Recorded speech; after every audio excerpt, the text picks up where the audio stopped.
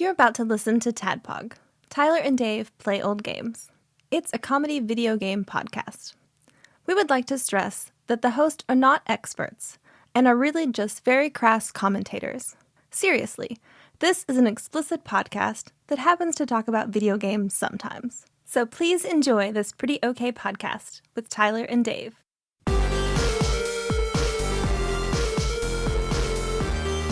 Hello, Internet. Hello! And welcome to a very quick turnaround recording for the boys. Y'all boys ready to play some Pitfighter? Hell yeah!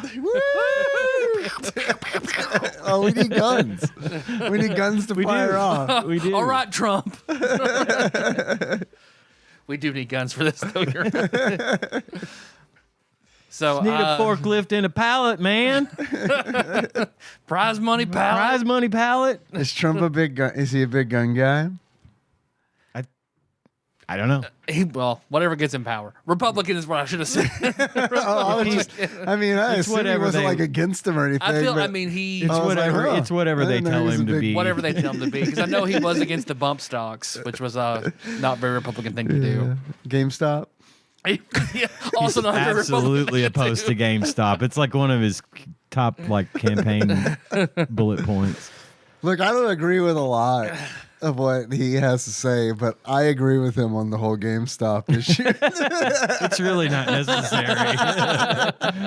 Do we as Americans really need two GameStops within a block of one another? No, I don't think so. The deal with GameStop is I never go into a GameStop, but I'll be sad if they're not there.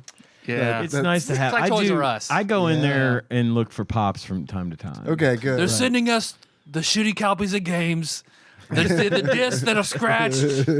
But GameStop, they're not sending you your good ones, your retro games. I don't buy anything there unless it's like a Funko Pop that I want or something. Yeah. Because other than that, I don't need anything. Yeah. Supposedly game-related. they are coming out with a retro store, like a chain of GameStop Retro that I've deal heard that. exclusively in retro games. Sounds I've cool. heard about that for a few years. Is that actually going to happen? I saw the logo and stuff for it on TikTok, so Okay. maybe. And no one goes there and tells lies. So that is true.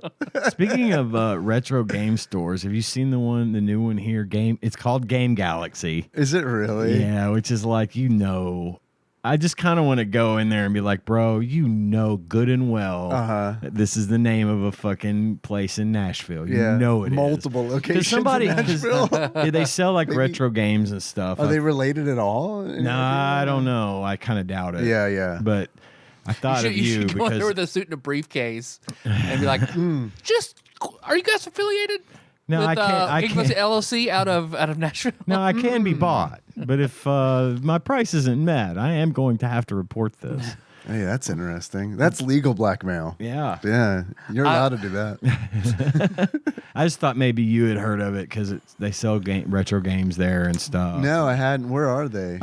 It's over by Dairy Queen. There's a little shopping, little Cardinal Point? No, on the other side, like next to Dollar General. By that golf store?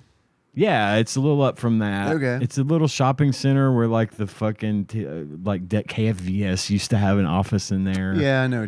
It's in the back part of that. Okay. Gage was telling me that a few weeks ago, he's like, dude, have you been to Game Galaxy? I'm like, what? I'm like, no, I've never been. And he goes, they just opened here. And I'm like, what? I thought it was the arcade. The That would be arcade. awesome. And I haven't been to he told me what it was, and so I haven't been over there yet, but I thought I'd go and see. I had no idea. I'll have to go. I wonder what their hours are like. I don't know. Well, I would be, and I would probably wager that they're not going to be there long, just because small businesses never last in Paducah. Nope. Well, Infinite Collectibles, I feel like They've done okay. They're in a good spot though. They're I heard Nikki was telling me that they moved, and I was like, I don't think they moved. They moved down to the shopping center over. They're next to Over by Penn Station Penn and stuff. Station now. So they did move. They moved Is the old forward. They moved location- closer to the street. Okay, yeah, that's good. They need to move closer to the street. They don't want to be under the beside the underpass by the strip club. Yeah. Yeah. I mean, I think it's a great location. Very convenient for me personally.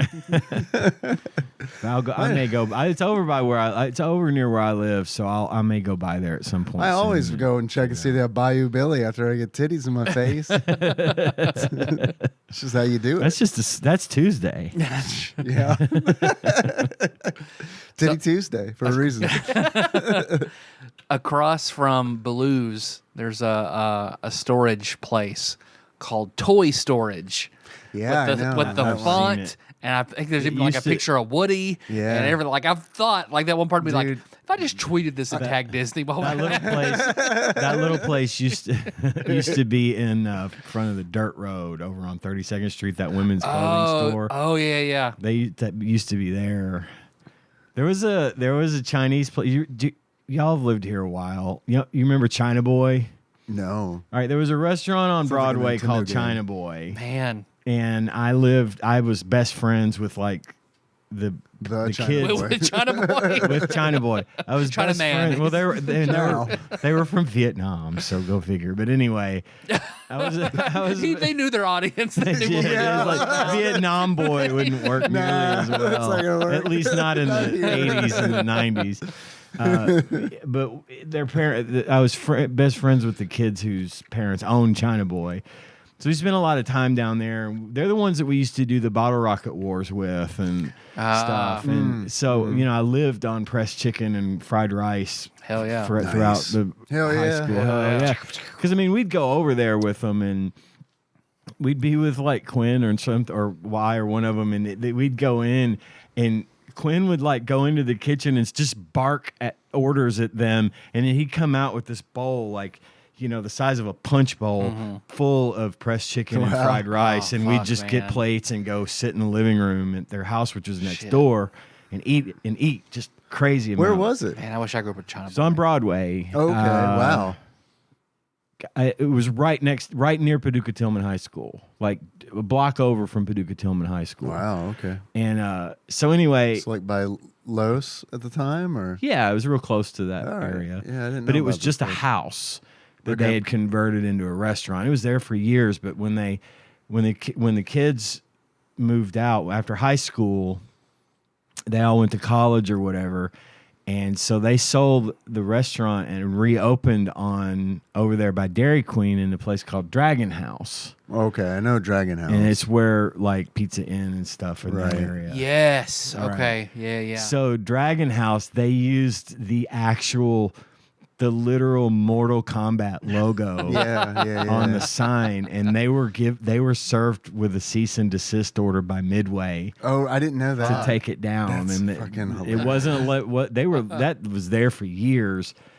And it wasn't long Take after that the cease down. and desist that they ended up closing up Yeah. shop because I think they were just ready to move out of here anyway. But Yeah. they Our were lawyers better. will China finish Boy you. and Dragon House was like better than Chong's, and it was a shame that I it wish I went could go away. back and have Maze Walk again. That was Maze the Walk. mall. I don't know was that one. fucking good. It was the last time I went was maybe my sophomore year of college. Like Shake wanted to go, and he and his girlfriend at the time, and she was Chinese, and I guess he was like, "Let's go to the mall and go eat Chinese." Okay, All right. Yeah, I remember that. but that was my mom's jam. We went because I didn't like it very much when I was little. That's where Yeah. she always wanted to go every time we went to the mall. We used to have some really good Chinese places here, and it's kind of fallen by the wayside as far as I'm concerned. I just like the old school buffet style Yep. Chinese, but whatever. So you guys went up to this last day. Last 2 days. Well, let's see. Let me bring up my notes. This is for Wiz and Sage's media consumption corner. I watched a movie called Trap by M. Night Shyamalan. It's M. Night Shyamalan's newest movie. It stars Josh Hartnett and Salika, pop singer Salika, and Allison Like Pill. synthetic weed. Yeah, I think probably. Allison Pill, as you may know, is the drummer for Sex Bomb. Oh, And she's okay. also in Picard, Kim. And it's a really good movie about a guy who is taking his daughter to a concert. and it's very like Taylor Swift kind of, like the hype around this singer. She's not like a real performer in real life. Well, she is, but not by this name. This is Salika that I'm talking about, but she goes by 619, like Lady something in the movie. Anyway, the dad is taking his daughter to this like highly sought after concert, and while the concert is going on, the FBI and the local police start to surround the place, and it turns out that they're surrounding the place because it is rumored that a known serial killer, an active serial killer, is at this concert. They received a tip that the serial killer was at the concert and that they were going to do everything in their power to stop this guy and catch him. And it's no secret. This is revealed very early in the movie that Josh Hartnett is the serial killer that they're trying to catch. And so the whole movie is him basically trying to get out of the stadium where they're having the concert. While killing somebody, or? I'm not going to say anymore. Okay. I'm just going to say that that's it. So it's a pretty good movie. I really liked it. I'm kind of an M. Night Shyamalan fanboy. I never saw Last Airbender because I just heard too many bad things about it. Yeah. I've heard that it was really bad and that he had made it for his kids and it was just garbage. Even they hated it. And they probably hated it too. Dad, this sucks. God. They divorced him, actually. Well, but I've liked just about every one of his movies. I've seen all of his movies except a couple of ones that he did before he before he did like The Sixth Sense and stuff. There's a couple of movies that he made when he was first starting out that I haven't seen. Fifth and Fourth Sense. But yeah, it was Fourth and Fifth Sense. Smell and Sight. Mm-hmm. Yeah, they weren't very interesting. It was just, smell was really bad. It was boring. Yeah. They really just couldn't translate. Yeah, they just had to describe the smells. Yeah, exactly. It didn't work. 1 and 2 were very different. It was fashion and humor. Completely different. But I do like his movies a lot, and I'm happy with this one because it's just a fun movie. It moves really quickly, and it's got a good plot. And Josh Hartnett really brings it in this. He's really, really, really good in it. And, he's pretty picky with what he takes nowadays. Yeah, Is he really? Yeah, he is. I haven't seen him do like much. I think the last thing he was doing was like Penny Dreadful. Yeah, like since Cinemax Heartthrob days, he fell off, and just very rarely. Yeah. But it's really good. He's really good in this. Cool. And the whole thing takes place during a concert. In the concert, the music was written by Salika, that is an alter ego, a stage name for M. Night Shyamalan's actual daughter, Ishana. So she is in it as this performer. She wrote and performed all of the music in this movie. And it's backdoor nepotism. Yeah, exactly. It's not my style of. Is that an e-fuck It's not my style of music. It's just like very pop, very top 40 kind of stuff. And I'm just not always into. Sure, yeah. But there's no denying it's actually pretty decent music. And there are some moments in it where it's kind of like, okay, get on. They're playing music and not getting on with the. Oh my God, it's Smash Mouth. Oh, yeah, ladies and gentlemen. Credits roll. So there are some ladies and gentlemen moments in it, which kind of like, okay, 'cause I get it. This is her first big deal thing, and he is her dad and made it all. But it didn't ruin it for you. It didn't ruin it by any means. I really, really, really enjoyed this movie, and it's gonna the overt showcasing of Salika's music is going to ding it by 0.5 point for me. So does a QR code pop up? No QR code. The movie? Not that I saw. There might have been some that I just didn't notice. Hey, do you like this song? Scan now. 3.5 stars was Cool. Check it out. I really enjoyed it. Especially if you're an M. Night Shyamalan fan, I do recommend. Shyamalan Ding Dong. Shyamalan Ding Dong fan. Blake style. I watched another movie called The Watchers. It's on HBO right now. directed by Ashana Knight Shyamalan. Oh, all right. She actually There's a directs theme. this movie. Okay. They're not related in any way. And I this wish, is, I this wish is- it thought it was in Night Shyamalan. That's what I actually wish. Yeah, well, it is. So she doesn't go by her stage name. She's obviously goes by her given name, Ashana, and she directed this movie, and I want to say she wrote it, and it stars Dakota Fanning and several other people whose names elude me at the moment, but they're not like. It's not a super recognizable cast. Not like, except for Dakota Fanning, you might not know who else is in it. But There's a good chance I wouldn't. yeah. Even if you're me, Josh and Hartnett, watch, I had to be like, yeah. even if The you guy watch who a used lot the of paper movies, cutter to cut off Jon Stewart's fingers? Okay.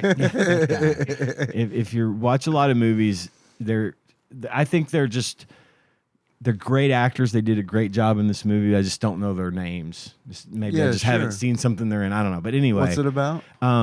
it's about this place in the woods where once you go in, it's in Ireland, and it's this forgotten sort of a place in the woods where when people go in, they have to run in, they have to get to safety. There's a shelter like in the middle of this area.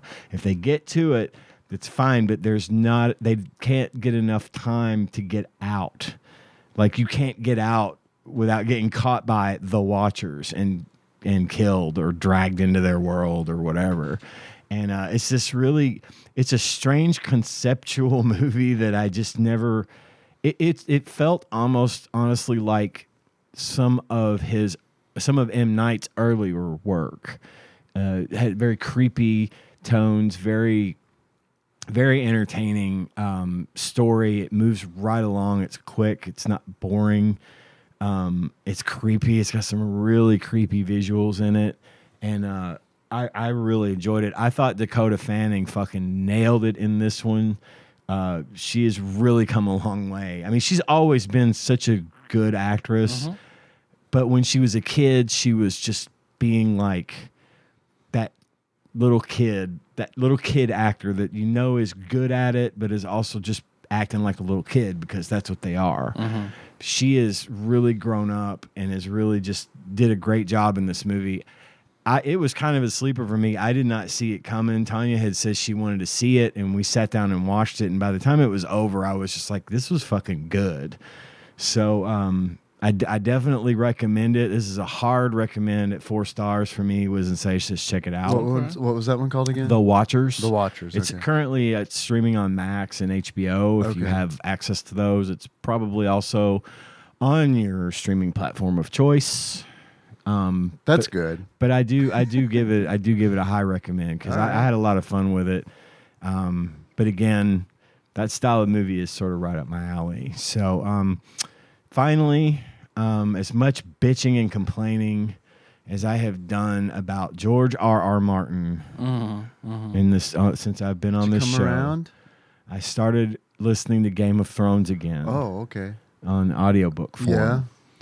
How Man, far are you? I'm almost done with it. And I figured. the first book. Oh, okay. I assumed you were almost done with These all of books it. are like 30 hours long. Yeah, I know, They're but I longer mean, than the you- longest Dark Tower book. I feel like you have like your mutant ability is that you can stop time. You get like 10 more hours a day than like Just a for non-mutant. audiobooks. Listen to- Just to like listen to audiobooks It's- or watch stuff. It's because It's because I rarely don't have my AirPods in. Yeah. Yeah, I had to go by the mall before I came here to grab something, and I went ahead and got some dinner at Chick-fil-A.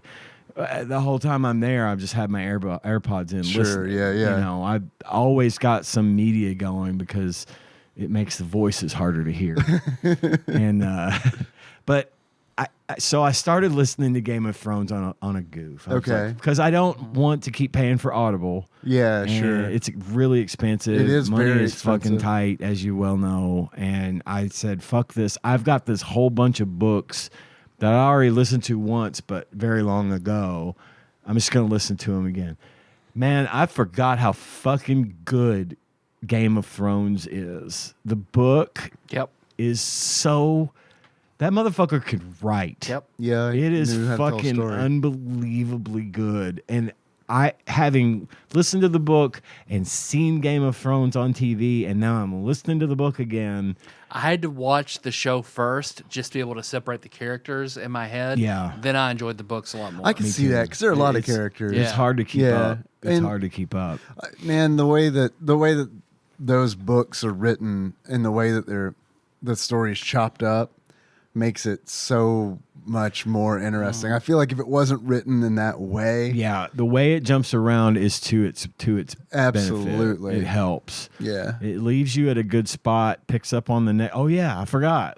We got to talk a little bit about Bran. Yeah. So we're gonna Th- do there something there about aren't enough Bran.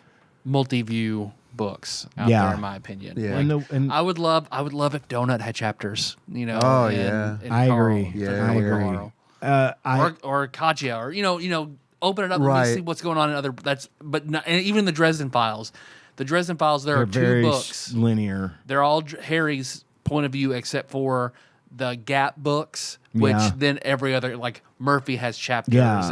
and Thomas has And chapters. that would be and good. That's good. Those are because really good. Dresden Files is hard to get into because of that. It stays so on track with that one character Yep. all the time that it's easy to like. If you don't put it down, you can find yourself losing interest in not hearing something, and Yeah. I would have to go back and re-listen I to feel some like stuff. King would do that too. He doesn't always do it, but I'm thinking of it Mm-hmm. particularly. Like that's one of the things that I liked about it, especially in the beginning of it, Yeah. where it's kind of like jumping around Yeah. a bit, and it's not like written from the perspective of the characters. It's not like first person, but it's like telling you little bits and pieces here and there. Yeah. It's engaging. I like that. And it is, and this book is driving me crazy because I know what happens, right? And this book mostly the first book, it just breaks my fucking heart. Everything that happens in this book is just, to the Starks particularly. Oh, yeah. is just awful, and it is it's a so tragedy. much worse. No Stark doesn't get. No, they all Yeah. get fucked. It is so much worse in the books. Like the detail to which he's able to go because it's a fucking book. It just tears me up, but I can't stop listening to it. You Yeah. know, like it's just that engaging. And as much time as I've kind of criticized him for not finishing, and don't get me wrong, I'm still pissed that I know it's going to come to a point where there's no more and the story's not done. I'm still mad about that. But these books are fucking good, and I had forgotten. I had sort of taken for granted how good these fucking books are, and I'm glad I restarted it because holy Lord, I've just it's just been a great time. See, I like in a book with multiple narrators when there's supposed to be some sort of reveal, like in Dungeon Crawler Carl, when Carl has a plan and you know clearly Matt Denneman doesn't want you to know what it is until it happens and you see the twist. He says, "Well, here's the plan," and it cuts away. right. I get it. It reminds me of It's like cheap. DuckTales or something. Like when they where it's whisper, like, okay, and here's they the start thing, to and then whisper, and then it they and then it whisper, cuts, fades to commercial. Like Game of right? Thrones, Next scene, yeah. Just go to a perspective from somebody who wasn't there. Right. You know, instead of that, I think that is the cool path to take where it doesn't It feel is. like a weird narrative device. Well, and it's like how well the fact that he jumps around to all the different people and tells the story, but it's like visually in my mind, aside from what he's describing, I'm seeing all of these people getting closer and closer and closer together in their storylines, all drawing into the center Yeah. of how this is going. And I know how it's going, and I know where it's going, and I know what's going to happen, but it doesn't make it any less fascinating that everything he says in all these different chapters has bearing on something else that's going on in all the others. And it's fucking brilliantly written. and I can understand why that makes his process take so long. Oh God, the I books get are so it. fucking long. Dude, I'm serious. That first book is like 35 hours long. The Dark Tower 7 wasn't that long. It was like 28 Yeah. or something. So I feel like the longest audiobook I ever listened to is The Last Wheel of Time. I think it was like 42 to 45 hours. That's crazy. That's a long book. Yeah. But this one is more entertaining to listen to than The Dark Tower was. As far as that one book, The Dark Tower, Book 7, this one's more interesting, more entertaining, just because of the way the story is told, and it's not just perfectly linear all the time. But anyway, yeah, super fan still. I forgot how much I really liked his writing style and how awesome that book is. So I'm not going to apologize for being mad at George R.R. Martin, but I'm still on the fence as to whether or not I'm going back to Rothfuss's books. So don't at me. Also fucking amazing. They're fucking great books, but I'm really pissed at him. But they're still waiting for another author who's kind of in that trap is the Gentleman Bastard series. Well, I don't know that. Those series. are also, God, those are so fucking good. Add those to your list. Okay. Too. Okay. Those are fucking great. I'll have them done by tomorrow. Yep. Probably. What have you been up to, Dave? Moving stuff around in the house. Still at it, huh? No, we're done. Right. We finished yesterday. Nikki got set up in there. We got a desk in the office for her. She expressed interest in playing Final Fantasy, and I was like, "Sweet, let's get you a desk and a chair." I love so that. We got her a desk and a chair, and it was so. In order to do that, we had to move a whole bunch of stuff. Like there was a rack, or like a rolling rack that was full of like consoles and like a CRT, and, right, and all that. That had to be moved, and the moving the stuff part was not that bad. It was the what do we do with all this shit? right. Why do I have so much stuff? It was right. Yeah, it was one of those. So a lot I've of run it was into that myself several times. going through stuff and organizing stuff, and yeah, Got to some feng shui totes. that shit. Do I really need this? Yeah. Have I used this in 6 months? If no, I'm going to put it away or throw it away or give it away. Man, it like I am one of like this isn't a quality I like, but it's the truth. I hold on to boxes. Me too. I do that too. I hold on to boxes, and it's like I might sell this. yeah, exactly. I'm and gonna it'll hurt be- the resale. It'll be worth Yeah. more if I keep the box Yeah. to my MacBook Pro that Yeah. will be obsolete long before I sell it. It's a collector's item. Yeah. Yeah. I that's the thing. I don't like that about myself. They're also but just it's good, just sturdy part of it. boxes. Like they're cool boxes. They're They not are like cool It's not like boxes. corrugated cardboard box, but They are- like your cell phone box is a cool box. It is a cool Especially box. like Apple stuff. They really go out of their way to make the packaging like fancy I and threw those all away. feel special. Threw them away. There you go. I just got rid of a bunch of Apple boxes myself, so I I'm kept- right there with you, girlfriend. I kept 2 boxes. One was from a power supply that I recently purchased because I was like, this is still returnable. You know? Yep. I don't normally keep power supply boxes. But- just like that's not one of the kinds that I keep. Until it's not returnable, that box is staying. I get it. I do that too. And then I kept the I'm sorry, I lied. I kept 3 boxes. I kept that one, and then I kept the box that the NES Classic came in, and the box. yeah. that the That's SNES. yeah. They're small They're boxes. little boxes. They're decorative boxes. I threw the PS5 box away. That hurt a little Ooh. bit. I know, but Shit. the box is so fucking big. The box is like it was one of those where it's Yeah, like And that's not going to be like a cool collector. That's going to be yeah, I don't know. just as but the NES Classic, yes. Yeah, I 100%. would have kept that Hard, box, hard too. agree. Yeah. Hard agree. I threw away my I had kept 3 boxes of Super Mario Odyssey cereal. I should have brought them to the show. We could have eaten this expired cereal. Throw one up there awesome. on my shelf. It's too late, man. I wish I would have thought of that. Yeah, I threw them out because I was like, I'm gonna go on eBay and look and see how much they're selling for. Well, this guy's selling them for $15. It's like, Nope. I really got to make some room here. What's more important, spending some time with my wife or 3 boxes of Super Mario Odyssey cereal? when I moved into the house I'm in now, Yeah. I had to go through a bunch of stuff, and I have a bunch of Star Wars collectibles, as you know. A lot of them are still in this box around here somewhere. One of the things that I had that I decided to get rid of. Was it like a Millennium Falcon? Was it like a box for like a Kenner toy or something? No, it was a 2-liter bottle of Pepsi from Phantom Menace came out. Hell yeah.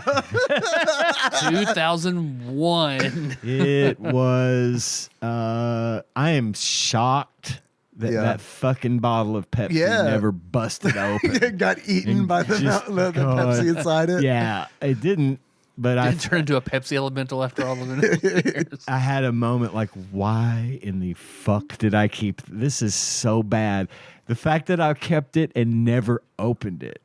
Because I thought at some point someone would want to pay me a bunch of money for a 2 liter of Pepsi. Let's look it up. 2000. Let's look it up right now on eBay. Let's see. Let's thoroughly break Ian's heart when it's like $400. $600. No, I'm hoping we're gonna laugh and be like, it's $15.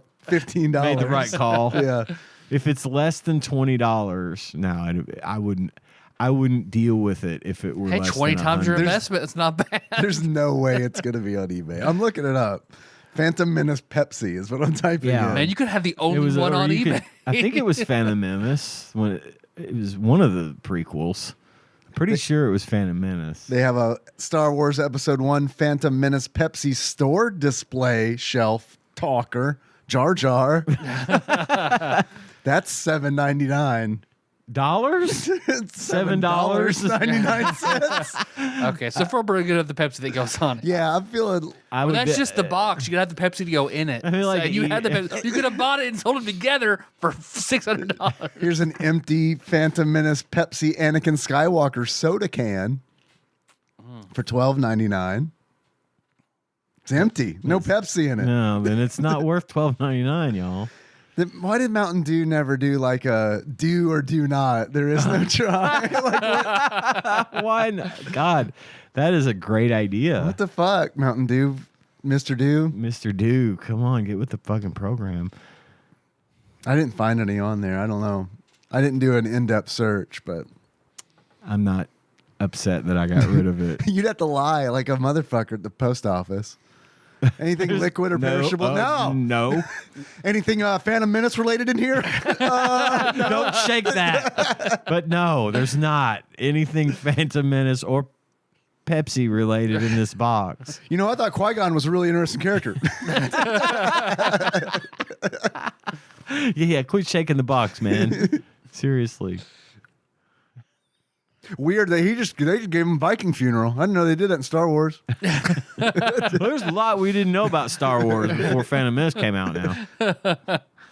Do you think he just made up metachlorians, or was that like? No, man, that shit was there all along. She was that there like a all along. I rogue? knew there was some kind of something. This is the powerhouse of the Force cell. Yeah, you know. Yeah, were they? Was everybody else like, oh, that's Qui-Gon and his whole metachlorian, crazy metachlorian theory? Like maybe he was just the only one. Like he They was, just play along. Qui-Gon When he Anon. brings up the metachlorian count, yeah. they just play along. Yeah, Everyone is in on the joke. Just Yeah. let him get it out of his system. The edit is anytime someone mentions it in the movie, like someone canonically rolls their eyes. It makes like a there he goes again face. It's the second time this week. God damn it. I got to get transferred to a new post. I cannot work with this guy. He's crazy. It's just midichlorian this, midichlorian that. So that's it. Made some space. It looks nice in there. She's all set up. I love the idea that your wife's gaming rig is in there with you. Yeah. I think that's cool. If Tanya were a gamer, that's how I'd want it. Like I'd want her to we'd have a rig set up in a room. That's a cool idea. How we did it in Lexington. It was really nice. I remember that room. Yeah, it was really nice. It was a really nice setup. So it's similar. Cool. Yeah. So, yeah, she mentioned it, and I just jumped on that. It's like, yeah, fuck yeah, take advantage of this. Power level, you baby. Yeah, don't change your mind. I'm already working out plans. How about you, Tyler? What's up, man? I just worked. Yeah, I've been doing my fair share of that too. Boy, I wish I didn't have to do it. Me too. Yep. If someone would just send me a reasonable amount of money for doing nothing. For doing nothing more than just enjoying life. You know, here's your enjoying life money. Go pay some bills. Go buy yourself something nice. We'll see you in 2 weeks. That'd be great. Hell yeah. Hell yeah. They could call it something like, I don't know, universal basic income or something. They could call Nah, it that. that's a stupid idea. No one, Yeah, no that'd one be on this, awful. no country on There this aren't earth would multiple ever countries do trialing that right now. How it makes everything better when you provide everyone their basic necessities. It's pathetic. I just don't, it's pipe dreaming. It's pipe dreaming. Tyler. Like, I don't know how it works. I'll be perfectly honest with you. I don't know how it works, but I can also tell you that if like I was provided that it would be like, yeah, sweet, I'm not working. Yes, fuck yeah. So I could see like, how does a country like, Or how does I stuff would- get done? I really honestly don't know. Or I would literally just take a job at fucking McDonald's or something because I don't have to care. Yeah, I get it. I mean, that's it's- you. Look, I would not. I'm the guy from American Beauty, not Kevin Spacey, the character he plays. I'm gonna just go because I want to go work at fucking McDonald's or something. Because we know that Kevin Spacey. Because I don't have to Paducah. care. We do. We do know him. Think about it. Think about it. I don't have to care at that point. I got enough money to pay my bills, and I got a little extra from my McDonald's job. I think it would be fine. If it were enough to where I could just be comfortable, Yeah. and still have a little play money and a little things to do here and there, then I wouldn't work. Yeah, I think I would just figure out like, how can I make this work? You just live within you live within your means. What the Yeah. fuck is that? Yeah. Come on. Yeah. No, I don't agree with that. Yeah. Fine, comrade. Yeah. How can we make this work? This is sweet. You know what's awesome? So how Waking long up, have having you- sex, going back to bed. Let's keep this rolling. How long have you been a member of the Communist Party, Dave? I don't know. How long has Phantom Menace been out? Although, courtesy of Phil Hawkins, who provided me with another idea, I do have some blind drafts. You got some blind drafts, multiple. Multiple. All right. The hell first yeah. one being the No Homo Jerkability 2 No Homier draft. Is this for blind comedians? draft. No, it's not Oh, comedian. damn. No. I saw him mention that on Discord. There are comedians on it. Okay, There all are right. comedians on it, but it's not exclusively comedians. All right. So how is this different from part one? You'll see. Okay. It's a surprise. All right. All right. You guys good? Ready? Hell yeah. I'm good and ready. All right. The first one good and plenty. for the No Homo Jerkability Part 2. Steve Buscemi. Steve Buscemi. So like people like really dog on him for like being ugly. I don't think he's a really ugly man. I can kind of I guess see like he's not like a Hollywood like conventional handsome Hollywood guy. But to me he looks like a normal human being. Like Yeah. and I like him. I like yeah, the stuff he's I like in. him too. I like his acting. And that goes a long way, especially for a man. Yeah. To appreciate the talents of a man. Yeah, not to be sexist. I mean, I appreciate the talents of a woman, but I also like looking at women. Yeah, you could be a pretty woman and not have a lick of acting ability, and I'll be just fine. If we're talking about jerkability, you don't have to be good at what you do. So I mean, I'm sorry to jump ahead. I'm just excited that he's on the list. He's high for me. It's like a fucking two, man. For jerkability, everything. Yeah, respect the man. Okay. All right. I could have a good respect. No one here finds power sexy. Respect, No. Respectful jerk. Yeah. Respectful Yeah. jerk. Okay. Yeah. All right. Number 2. Ian? Plus, if you're leading with Steve Buscemi, I can only imagine what the rest of this list Or is. is it like bruschetta, Steve Buscemi? Buscemi.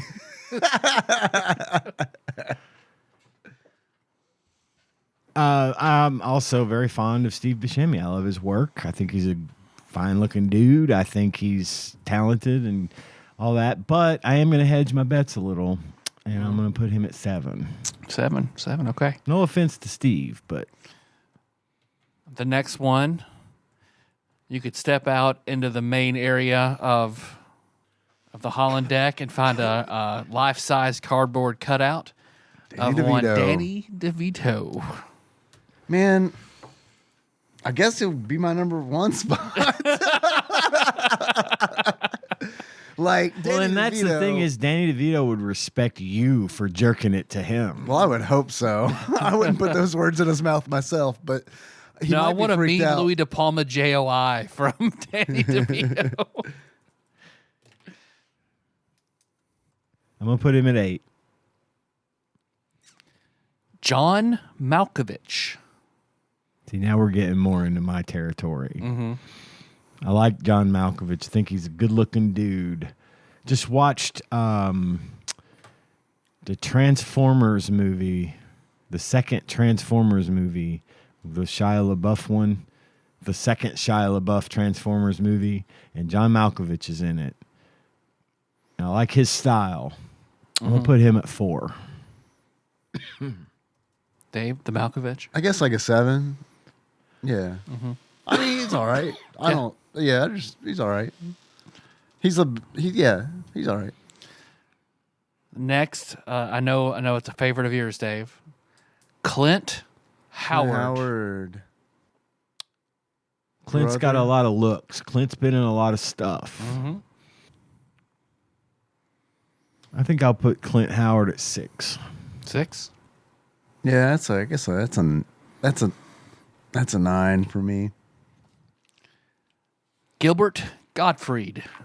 Oh, he's dead, Yep. right? Yep. Yes. So that's 10. That's a dead man.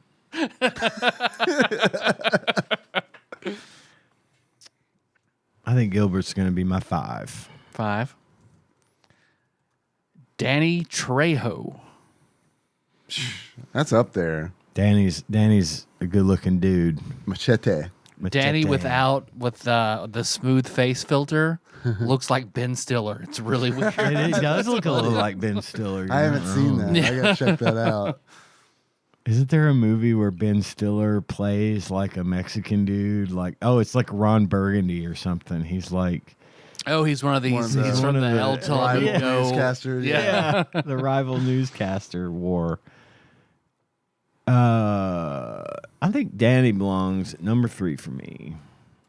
Yeah, that's. Fuck it. That's. We'll go 1. He's a good-looking dude. He looks real good in From I thought Dusk Till DeVito was your Dawn. one. No, that was a joke. He's a 4. Oh, okay. Man, you keeping score over there. Well, I remember Shit, Danny I'm proud DeVito of- when you said 1. I was like, okay. Shit, I'm proud of you over there, man. That's some big brain over there. Next, Edward James Olmos, Almost what? or Eddie Jimmy Olmos to his friends. Nah, that's a 5. Almost the best part about Battlestar Galactica. That's a the 5. almost. There you go.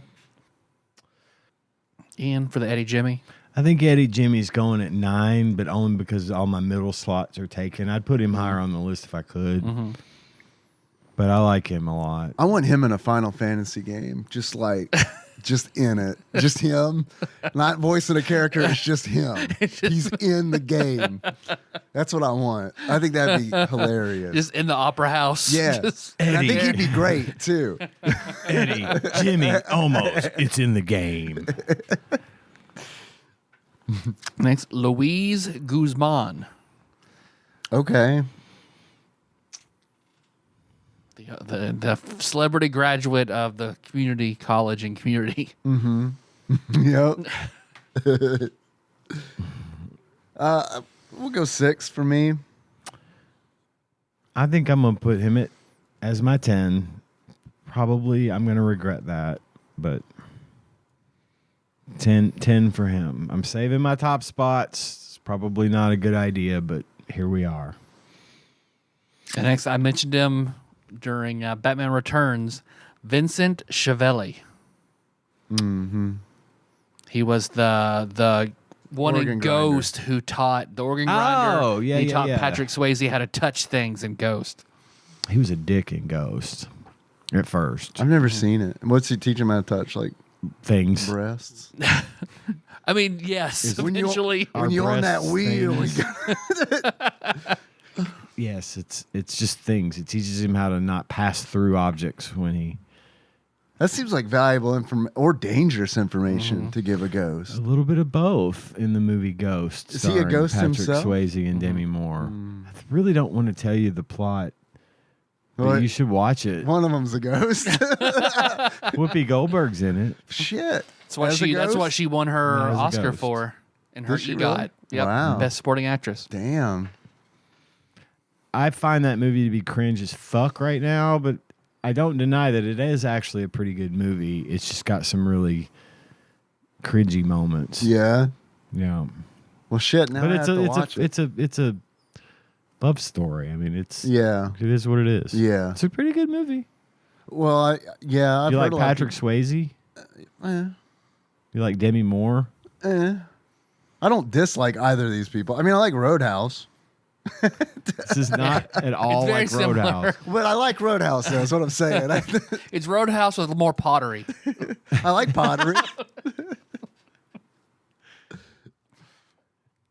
Does a giant pot in the shape of a bear fall on a man at the end? I mean, How did you know? I thought you said you hadn't seen it. I lied. Oh. someone does die on shards of stuff and get dragged to hell. Hell and that's yeah. what I remember as a kid. That scared the shit out It of was me. scary. It was a scary scene. Maybe that's why you got to see it as a child. Yeah. Yeah. Because I remember not being able to see ghosts. That was one of those Oh. movies where it's like, I don't think you should see ghosts. See, I had my aunt rent it for That me. and Dirty Dancing. Couldn't watch either of those movies. both of those movies are they're two of the safest movies I've ever seen. Meanwhile, Revenge of the Nerds. Is it because fine. your parents- Porky's fine. is it because your It's like, parents yeah, don't that's- like Patrick Swayze? Is Maybe. that what it was? That's Maybe. Randy logic too, though. Those yeah. have the same. Those both have that in common. Maybe, or it was 1988. I don't know. It could have just been that. Could be. I mean, Where it's like, that's- do we know what we're doing here? Not really. Does anybody? Nah. He'll be fine. doesn't matter. He'll be able to buy a house just fine. Something street lights, he'll be fine. They were right. You were right. Good off. Thanks to Mom and Porky's. Dad. Thanks to Porky's. But this same aunt rented me Pick up my Forrest mortgage. Gump, and my parents were pissed. Oh yeah. Yes. Oh man, my dad especially loved Forrest Gump. That was one Oh, when man. it came out on VHS. We were there. He If was they there, watched it Mark. now, I bet was they would love it. watching. I was watching. That was good, man. Last one. The last one. No, Wait, last I got one. two. Who did I Steve Buscemi, miss? Danny DeVito, Oh, John I didn't Malkovich, rank Vincent. Clint Howard. That's Okay, an yeah. 8. I mean, I don't. I've still got two. Steve Buscemi, Danny DeVito, John Malkovich, Clint Howard, Gilbert Godfrey, Jenny Trejo, Edward James Olmos, Luis Guzman, Vincent Chiavelli. One more. Oh! I forgot to rate Vincent Chiavelli. I'll put him at 2. The last one who stands out in my mind grotesquely so hard eating pudding or mashed potatoes. Abe Vigoda. Number Oh, 1, Abe baby. Yeah, that's a 3. That's all I got left. Love Abe Vigoda. Number 1. All right. No homo. Success. We went with the conventionally attractive guys for Homo Drinkability 1.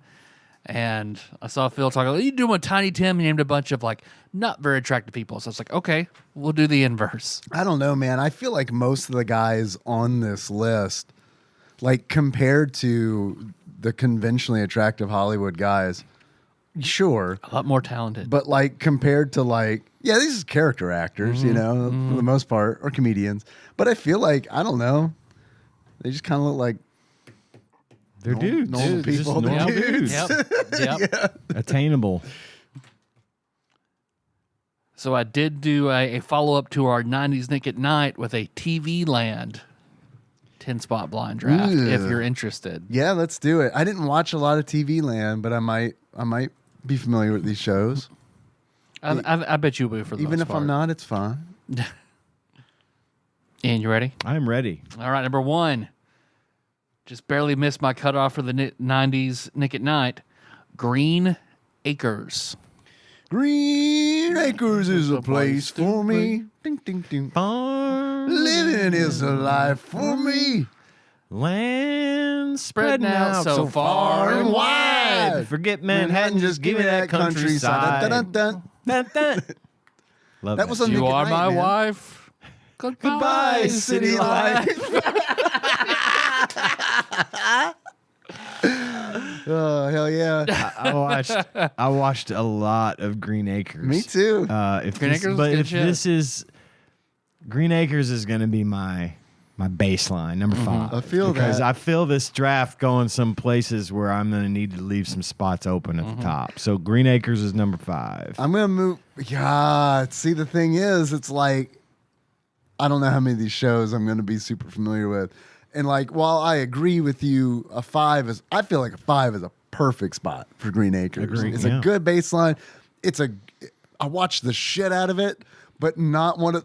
I know we all know the fucking theme song, but it's not one where it's like, Dave, tell me what happened in an episode of. So it had the They same made thing a going telephone call from a pole. Yeah, Exactly. Yeah, and that happened every episode, right? Exactly. Exactly what I was Zsa gonna say. had a shawl and was upset about her setting. Man, how great would it be if we today could be like, all right, let's make a bunch of money. Here's what we're going to do. We're going to write a television episode. And then we're just going to remake it every week. And just change a couple of things here and there. People are going to love it. They will love it. It's like the anime. That's what they need. They don't get that anymore. They got the anime intro. They got the anime opening. That's what makes it. They spent all their budget on that opening song. That's a 5. Gets the viewer pumped, and then Hell yeah. it doesn't have to matter. Gets the people going. Yeah. Green Acres, 5. Good call, Ian. Okay, next, the sister show to One Green Acres, Petticoat Junction. All right. I didn't watch it much. I did watch Petticoat Junction. I couldn't tell you anything about it. I preferred Petticoat Junction to Yeah. Green Acres. I didn't at first, but then the more I watched it, because it had the parents who had 3 attractive daughters, all named like Bobby Joe, Betty Joe. Okay. Shows were all like this swimming are in the- where in I the- got my taste in women, by the way. Yeah, they just were all FYI. naked swimming in the Whoa. reservoir or whatever. And the Number intro when the one. train goes by. You got nudity in the show? I'm putting Petticoat Junction at 6 only because I very rarely watched it. But I do remember liking the show for the same reasons I liked Green Acres, you know. They Same were all- vibe. Like they were one city Yeah. over. They would have crossovers and shit. Yeah. I'm in 6. Yeah, Petticoat I haven't Junction. seen it. So that's a 10 for me. But I did go to middle school with a girl named Bobby Joe, so maybe it There you should be go. a 9. Can't go wrong with Bobby Joe. Next, the Andy Griffith Show.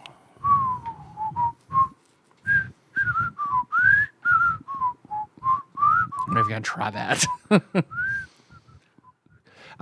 That's going to be Starring Ronnie Howard. producer of The Dark Tower. And brother of Clint Howard. My number 9. Had to get both Howards somehow involved in a draft. Right above the dead man. The Undertaker. I really liked the Andy Griffith Show. I watched it a lot. That's what at the hospital Melissa tries to find on TV whenever a patient is being unruly. And it usually always works out. Everyone's good with the Andy Griffith Show. Number 3. That's a tough one. Because Although once it goes color, I do not like it as much. yeah, me neither. This one could easily sit in the top slot.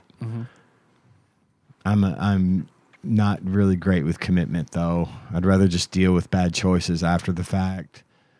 So yeah, I'm gonna put him at number 3, even though I will say he definitely could sit at number 1 without a problem. Loved Matlock too, by the way. Matlock. I loved Matlock. Dave, where'd you put Andy Griffith? Yeah, it's a 9 for me. I 9. just Not a fan? Never really. Man, love that whistling. Love that whistling. That's some good whistling. When I was a kid, I would stick around for the theme song, and then I'd switch it. Yeah, it wasn't for me. I always liked when he would play guitar. He would sing sometimes and stuff. He was just a great talent. I really loved the guy. Next, Happy Loved Barney. Days. Love Barney. Happy Days. Sunday, Monday, Happy Days. Tuesday, Wednesday, Happy Days. Thursday, Friday. Happy Days. We're grooving all week with you. These days are ours. boy, oh boy, Happy Days is gonna be in number 2. Fuck, though. I fought not watching Happy Days and liking it for a long time, and then I remember nothing else being on. There was like a marathon, and by the end, I was like, I fucking love Happy Days. Happy Days is my number 2. Again, it could sit easily at the top of the list with no problem. Once again, featuring the great Ron Howard. You know, we got Fonzie, Henry Winkler. We got Love a Henry Winkler. God, all of them. Henry Winkler. He's in Hell the yeah, water. hell yeah, Henry Winkler. Hell yeah. Hell yeah, he's in Arrested Development. He Hell yeah. He jumps a shark. Yep. God, that's He's great so at Arrested fucking Development. good. He's in Parks and Rec. Yeah. He's the daddy of the girl that says, money, please. Yep. Can't remember their names now. Mona Lisa and John. Something. Raphael. Jean Raphael. John Raphael. Yeah, I'm putting it in number 2, but with trepidation. Man, that Weezer video was really good. So Melissa lost her mind the first time I showed her. That was gonna be a great 4 video. for me. That Happy Days. video was packaged with Windows 95. Sure was. It was built into Windows Sure. 95 in It the sure in the was. My Videos folder, and you could watch it. And it blew my mind. Same. Watching a fucking music video with Yep. sound and moving picture and everything on my computer. Yeah, I don't think you can maximize it. Nope. It's about the Like size jerking of, off to Real Player. It is yeah, that big. it's about the size of 4 postage stamps, and that's as big as it gets Yep. because hard drives weren't big enough for more video at the time. Had to delete that one to make room some for other room. shit. On my Gateway 2000. Hell yeah. Hell yeah. Jazz ball. Next, All in the Family. Okay, see, I was not a huge fan of All in the Family. I respect the show, and as an adult, I've watched some episodes, and I do like it. But as a kid, it flew right over me. Of course, it wasn't designed for kids. Oh, yeah. Nah. It wasn't, but I do recognize its power, and I do not use the word power lightly. It was a powerful. Oh, yeah. It broke television show. tons of fucking boundaries. It and really pushed did. it. And, yeah, it was great. Personally, for me, it's not something that I would want to watch again. Like, I could sit down and watch Green Acres right now, no problem. I'd be fine with this. But All in the Family, I got to be in the right mood for All in the Family. Yeah. I remember watching the Sally Struthers commercials where she's trying to raise money for the starving children. and then going back and seeing her in All the Family and someone telling me that's her and being floored beyond belief. Because she was cute as fuck in All in the Family and kind of grew up, let's just say, or out, if you will, for those commercials. I'm going to put All in the Family at number 9 just because of the infrequency with which I watched it. Dave? Man, it was tough to choose between 2 and 3. It's not a number 1 show for me, but I liked All in the Family a lot. I liked it a bunch. Funny and heartbreaking. Yeah. Funny and heartbreaking, and also one of those where it's like, I mean, it was one of those, honestly, it's like maybe one of the first shows I ever watched where I felt like like there were layers to it. I know that's like a cliche thing to say. Yeah, but absolutely right. But it's one of those. So yeah, I'll put it at 3. That's a 3. Yeah, because the episode where Edith dies and he goes back Ooh. and has her house shoes and shit. It's just, It's tough. man. It's tough. It was real sad. Next, The Brady Bunch. That show where everybody was fucking behind the scenes. That's what I hear. Is that true? I've read a lot about it and then how horrible the dad was to work with. Yeah. Because he wouldn't put out. Probably. Come on, fuck us. No, you're children. You're female. You suck. I do think he died of AIDS, You're so he was female. fucking somewhere He was fucking else. someone. Yeah, he wasn't having sex with the women. I can't have sex with you. I have AIDS. You see, because What's he's that? Ask Freddie Mercury. man. Your kids will hate it. Something tells me that my true soulmate number 1 is coming through this list soon, and I don't want to leave. I'm going to leave that spot open. So far, I haven't found one that I don't like, so it's fine. Brady Bunch would be higher on the list if I could put it there, but right now it's going to go at number 4. I loved the Brady Bunch. I watched it religiously, and it wasn't even on that long, but I watched the reruns. I watched the spoof movies of it. God, the 90s movies were so fucking they good. were so good. Holy shit. They nailed it in both cases. And the fact that they did the second movie of them going to Hawaii, Right. I mean, like they did in the show, and the thing with the tarantula always terrified me. Joe Glass. George Glass. George Glass. George Tropicana.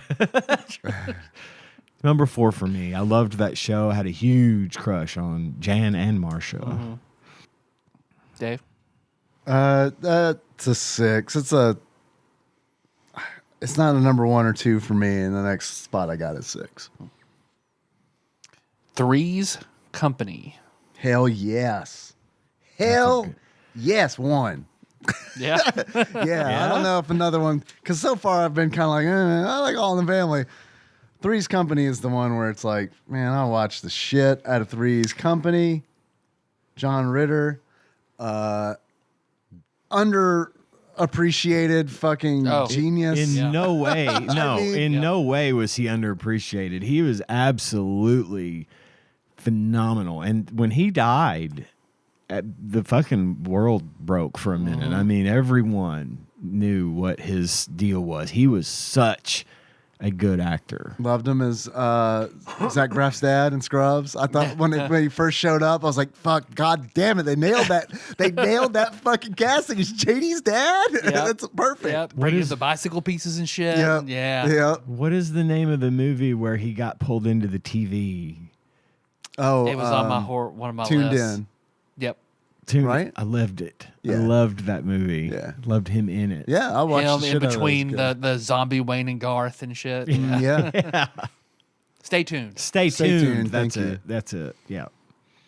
Love John Ritter. I'm going to put Three's Company at 7 because I didn't watch a whole lot of it. That was one that I wasn't allowed to watch. Really? Because it was so bawdy. Yeah. And, because of Suzanne Summers being kind of trampy. Yeah. It wasn't tasteful. I watched that one a bunch in my 20s. Like Nikki and I watched that one a whole See, I didn't bunch. get Yeah. I didn't get back around to it really ever. The ones I have seen and remember, it was a great show. It was fucking hilarious show. I just never got back into it, like as an adult, to when I could appreciate it. So, 7 for me. The Jeffersons. Man, that might be a 2 for me. I fucking loved the Jeffersons as a kid. Loved George Jefferson. I didn't really watch The Jeffersons until I saw him on one of those VH1 reality shows. Then I went back and watched The Jeffersons. Also a great theme song. That's a 2. Deluxe apartment. That's a 2 for me. Man, I loved the Jeffersons as a kid. Number 1. Number 1. Absolutely, All right, without number question. 1. I loved that fucking show. I watched it every day. It came on like WTBS or whenever TBS was like a broadcast channel. It was Channel 4 on our cable. I watched it every day. Every day. And I loved it. I loved it. I loved every character in that show. Lenny Kravitz's mom is in it. It just can't go wrong. I love that fucking show. The Jeffersons is my number 1, and that's where it belongs. There's going to be, I've got a bet on a show that's going to be next or the one after that it's like, I'm going to be like, fuck. I'll say it when it's done. I worry that I'm going to do that too, but I am not the least bit mad that I put the Jeffersons at number 1. No. I'm not, but I'm going to be, when Tyler says it, I'm going to be like, fuck. I like this better than the Brady Bunch. I've got an 8 and a 10 spot. I've got a 7 and an 8. Yeah. Sanford and Son. Wah, wah, wah, wah, wah. Wah, wah, wah, wah, wah.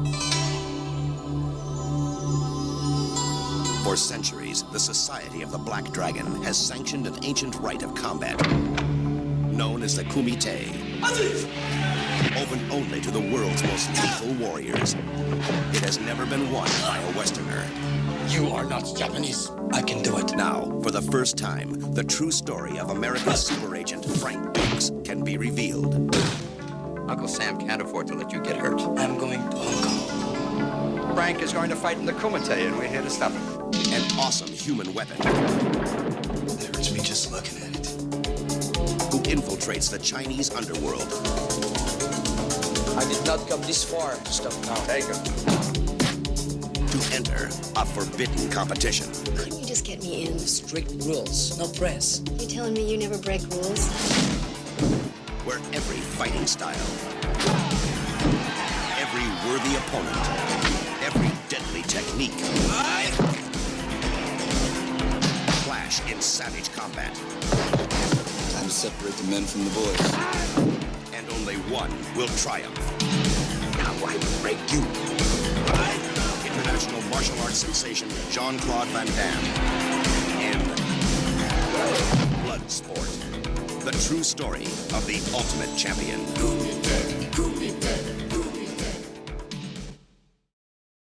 So, Pitfighter, Pitfighter. Fighter.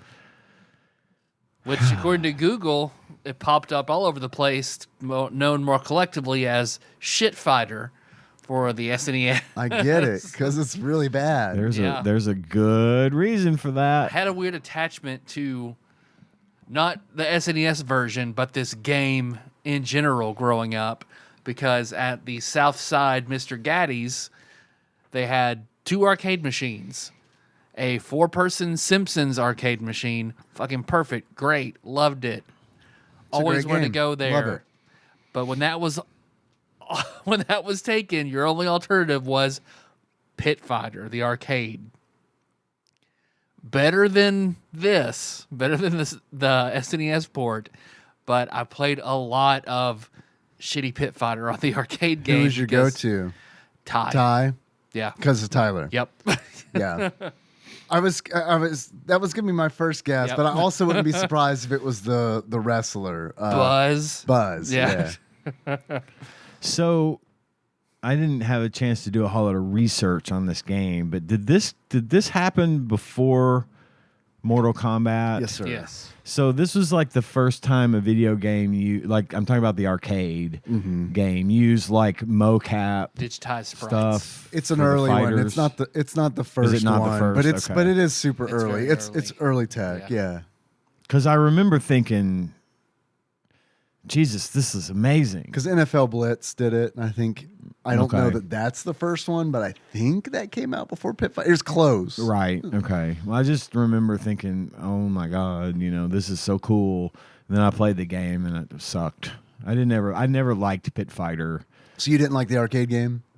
I played it a Hard as lot. fucking shit. It was hard and it cost a lot of money because it was so hard. And Well, I'm like you, Tyler. I played it a lot, but I didn't care for it. But there were some times when it was like the only thing available. Only thing there. Yep. And that quarter's burning a hole in your pocket. Yeah. Well, because you got to so the SNES is accurate at this point, to this point, I should say. Your life never refills after matches. Oh, No. no. That's Yeah. That's ridiculous. Uh-huh. Like in the arcade version, that's like how they milk. It's like Noah's Arcade, Yeah, Yeah. exactly. deviousness. but why? I think you even had, I don't know, I think you had multiple lives even in the arcade where you don't in the SNES port. I know you do. You have multiple lives in the Genesis version. Okay. I don't know about the arcade. I've never played this game in the arcade. I had never played Pit Fighter at all in any iteration until yesterday. I just never had, and we've had this discussion before. I've never understood how a home-based video game punishes you for playing it by not giving you more lives or continues or anything to Yeah, keep 'cause going. this is all just, this is It's a real life, one-shot, real life one-kill. pit fighting the simulator. Yeah. Your health doesn't refill, one life, no continues. It's as if you stepped into a pit to fight. But it's almost not real life because you fight the same 3 people. over and over again the same night, I guess, because you're not having time to heal. So I assume it's all like And back they've to back to back. And they've somehow managed to get stronger. Right, yeah. They're getting better. Yeah. Like, give me some of whatever you're fucking drinking between matches. They got like what the Bane juice or whatever. So go on a walk with me for this reference I'm gonna make. All right, yeah, let's All right, go. so in Naruto, Yes. Madara Uchiha is like, thought was gonna be the big bad evil guy. Everyone talks Madara. He's the strongest ninja who's ever been. He gets his wish, does everything at the end, fights Might Guy. Might Guy opens the 8 gates, fights Madara, and Madara. A big thing is, Madara at the very end of the fight just goes, "That's it. I, Madara, declare you the strongest. You are the strongest taijutsu user to have ever lived." And that's a big quotable thing from Naruto. My guy, strong. The god of ninja declares you the strongest at something. You're the fucking strongest at something. So I played this game, and then I was watching some videos, doing some reviews, and of course AVGN hits it. And in the Madara moment, AVGN declares this you are the shittiest Super Nintendo game of everything I've ever played. You win. This is it. This is the shittiest Super Nintendo game I've ever played. Quote, James AVG. It's not James good. Rolfe. It's not good. Everything's too small. It's almost set up like a brawler. Yeah, because you can Because move, you can around, move the arena around the arena like up you and would in a down, belt not just scroller. side to side. Yeah. But you only got one opponent, and that opponent is As in always the crowd is and the also your crowd, opponent if you get too close. They'll push you and hurt That you. hurts your life. Yeah, drain your life. That's why I hate the arcade, because I was scrolling too far back and suddenly like an eighth of my A life hillbilly was gone. hits you with a stick. Hell yeah! A 2x4. And it was like your opponent's always too overpowered. The move set is hard to use. Moving around the arena is, I don't know. I just didn't. Yeah, no, the controls suck. It was so bad in controls every suck. way. The sound was garbage. There's one song in the game. The entire game, there's one song. And Well, I mean, they didn't have to write much because either you die or you beat the game, which takes a whopping 11 minutes if you know what you're doing. Yeah. I watched a long play today. I did too. You 'cause have, I to, played you have for, to know what you're doing. I played Yeah. for Yeah, you 15 do. minutes and was like, this game is awful. Yeah, like in every it is way. it is awful. Yep. I have a weird appreciation for bad games, but like this one is There's nothing to there's appreciate nothing here. to appreciate. There's no options. There's No. the only choice you have is what fighter you want to use. And that's between the I take it back. kickboxer and the wrestler guy and the There's multiplayer. judo guy. There's one redeeming factor that this game has, and that is when you choose to play as Buzz, he and his character select flexes his bitsips, and in doing so breaks the frame box that he that's is around in. him. Yeah. There's your one good thing about Pitfighter. All the others just like Ty just like kicks, His foot goes into the foreground. and the Kano just punches. That's Yeah. it. But so yeah, because it is, and it's unbelievably difficult. Yeah. And I remember there was a trick. I had to go back and watch a ton of videos. So I guess there were special moves in the arcade version that didn't port over. So the closest thing, from what I saw, you had to pick Ty, is to press R. R is a basic punch and do an elbow. Yeah. That's the only way I beat 2 guys just pressing R over and over and over man. again. You got farther than I did. The first fighter, what's his name? The The wrestler? Buzz. Buzz. you can do R with him, and he does an overhand smash with both hands, which is kind of the same sort of deal. And that's how I got through 2 fighters, which was with just overhand smash the guy to Just death. just over and over and And over. then the third controls, fight, it though, was man. over before it fucking They're started. so bad. I didn't know, like, I felt like I would press a button and there would be a delay, like a big enough delay yeah. where it's like, Like Dragon's Lair delay. yeah. Yeah, I know. Where Where- the Gim from 8mm rushes out and body slams you by just like one punch. Well, and not to mention that, it's like sometimes if you did manage to pull off a combo, Yeah. No, which I did not. The motherfucker Buzz would turn around and flex. I know. Before the opponent Right. was dead. Yeah. And What's up with while that? you're flexing, dude gets up and starts kicking Dude, your And they just ass. chest bump you and like your life is blah, Dude, blah, blah. they are all over you too. Like, Yeah, I mean, they it's are. just Not like, even a second. and it's just constantly the same sound effect. Or if it's the woman, Yeah. It's what I never got hit by a Master Poison Kree by Tokiabi in Ultima Online, but I imagine that's what it's like. We're just you didn't rush towards you. Man, that deadly was poison like that. rocks. it do be like that. And then of course when you die, you turn black and white. Yeah.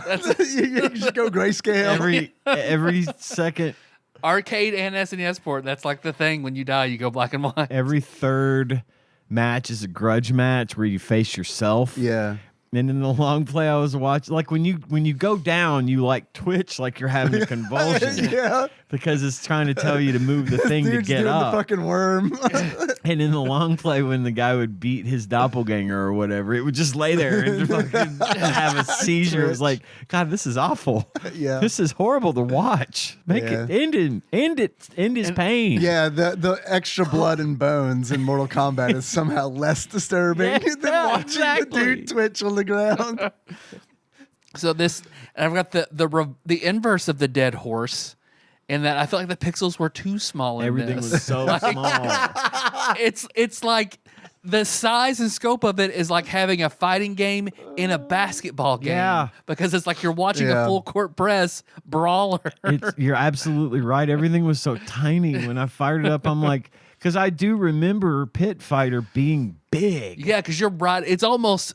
It's I like don't you're remember right up really next being to able the to. action. It's not on the same plane, but it's very very small. Like I remember it more being like Mortal Kombat, like bigger, detailed Yeah. characters, and they wanted in the arcade game, they wanted to accentuate the detail because they had done all that mocap and all those real images. They wanted it to look real. we want to be able to see all the crowd around the basketball court. Zoom way the fuck out. God. Yeah, it was too small. There's There's I have a little bit of development history. yeah, go for it. on this There's game. just not a lot to say. Honestly, it's a terrible fucking game. This was an Atari arcade game. Yeah. And the home console division of Atari was Tengen, which Yep. we know from previous episodes did not play nice with Nintendo. In fact, they were the lawsuits over Atari reverse engineering Nintendo's lockout system on their cartridges in order to produce their own cartridges and bypass Nintendo Right. and sell unauthorized cartridges. Right. Nintendo didn't like that, and neither did the court, as it turns out. But they wanted to sell the game on the Super Nintendo. Atari wanted to sell the game on the Super Nintendo, and so You get your monkey's paw wish. yeah, THQ did it, and this was like early THQ. Tengen did the conversions for like Genesis. I think they did the Game Boy. I'll be honest, I don't know. The Genesis version is like, I didn't play it, but it looks like much more like true to the arcade, for good or bad. So THQ developed this for the Super Nintendo, and I think that had a lot to do with the problem. I mean, it was shipped out. Right. It was shipped out, and it's like the game doesn't have health bars. It has like readouts. Like a money, it's like money, or there's a plus symbol that's your bonus, next to your yeah, health. yeah, and that's your health. Yeah. And there's just a number. Everybody It's loves arbitrary number. It's like you're playing like Leisure Suit Larry or something. It's like it's only less fun. yeah. A lot. Hey, the less numbers fun. turn Yeah. red when they get real low, so you know the number's low. That Because is you true. you can't tell. Because how else would I know I'm getting my ass kicked? What if somebody is like numbers illiterate? They don't know. Go ahead and make it red just so they know it's a low number. It very much felt to me like this is a placeholder. Don't worry, this is going to be a bar in the future. Like that's what it felt like. The game, the arcade game, was developed by, or was programmed by Gary Stark, who is the same Mr. Stark who programmed race driving Oh, nice. Your and favorite. hard racing. Oh, So hell he yeah. built this in a cave. Gary Stark programmed this game in a cave. I was surprised to find out that none of the Mortal Kombat crew had anything to do with this game. I thought for sure like they had something to do with the arcade version. Yeah, like maybe they did this and were like, hey, let's go work for Midway. Nope, they sure didn't. Isn't that weird how those two Because it's things kind of developed naturally around the same time? Yeah, that's crazy. and this came out like so close to Street Fighter 2. Yeah. And it was flashy marketing, and I mean, they really sold it for the arcade. They had I remember the poster being up for it at Pirates Cove. All this stuff, man, it was everywhere. And then you play it, and it's like, oh, well, this is great. This is okay. It's fine. This is fine. A little bit of Pitfighter is fine from time to time. I disagree, actually. You're gonna have to work on that. So big statement for me. This is the first real rival Street Hockey 95 has had for me on the worst, on the bottom tier. Look, I agree with you, but I'm over here cringing because it's like, I don't know if it's worse than Street Hockey 95. I think there's less effort put into Pitfighter. I think Pitfighter There is is less effort. Technically a worse video game, but I still think I would rather play it than Street Hockey 95. You can at least laugh over the stats and shit in Street Hockey 95. Man, you're right. So There's more entertainment. There's a little more value. playability. You're right. Just because you can look at the stats. Well, not only that, the fucking like lame ass shit that they say. I mean, Sticky D and like, Yeah. God, I think you sold me. I think I would. I think. All right, yeah. This might be the worst Super Nintendo This is game. a historic moment. I did It not is. I did not think that game would get dethroned. I figured in however many years when we're at the end of the list. So bad, dude. Yes. It's so bad, but at least I feel like we can talk about that game.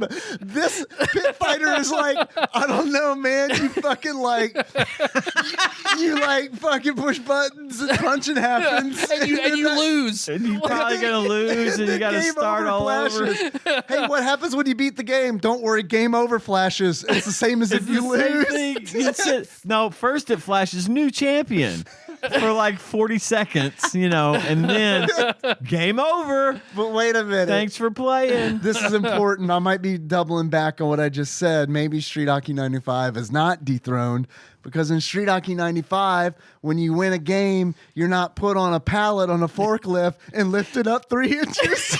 What the fuck is this? In the arcade, Does it go all the way game, it goes up. There's money under it, and the forklift goes And up ladies, with right? and ladies and boobies everywhere. Yeah, I'm not forklift certified, man. I'm not going any higher. Yeah. This is dangerous. The inspector's here today. We can't put you. He's fine with the fighting, but we can't lift this up more than 3 inches, bro. I know we're having deadly man on man combat, but goddamn it, Osha's here, and I'm. I can't close my place. I'm union. I'm not even supposed to be here. You gotta call me goddamn scab, man. I can't. Jerry, the forklift operator from Pitfighter. New TADPOG character. Fuck. Yeah, a new challenger approaches. Oh fuck. It's so dumb, man. It's so dumb.